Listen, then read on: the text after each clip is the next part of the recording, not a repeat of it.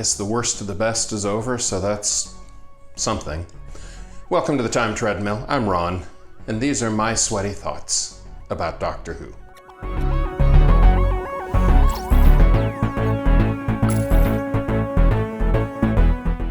Now, don't get me wrong.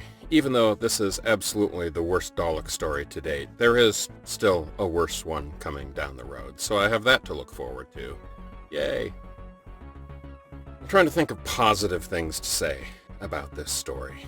One cool thing about it is this is the first time in the modern series that any location filming was done outside of the United Kingdom. They actually sent a second unit crew to New York City, although it's worth noting that neither David Tennant nor Freema Agyeman were invited to come to New York for that shoot. And in fact, the shots of them at the base of the Statue of Liberty, they actually found a location inside the United Kingdom, a wall that resembled the base of the Statue of Liberty, and they filmed the two of them in front of that. So they didn't even get to have that fun. And I don't know, I guess it's kind of moderately clever and sneaky that the writer included in an episode centered around Broadway a line of dialogue that is actually a show tune title. There may have been more than one, but there was definitely at least one. So cool, I guess. But honestly, the only good thing about this story is that 3/4 of the remaining 4 Daleks were wiped out. So again, yay, I guess. At this point, Dalek Khan is the only remaining Dalek in the universe, and you want to take any wild guesses as to whether or not he'll show up again.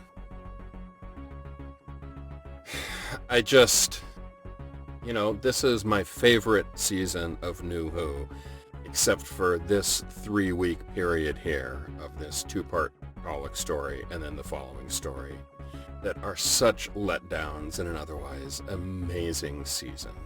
And I know, it's Doctor Who, you gotta take the bad with the good, but wow, this is bad, and wow, this story right here cemented why I hate the Daleks in modern Doctor Who. They're just grossly overused. They need to be put away in a box and left alone and not used in a story for several years. Just give them a rest. How can I miss you if you won't go away?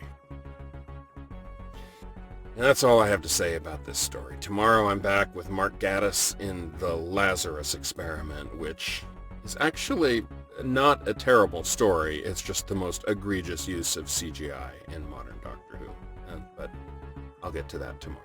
I'll see you then.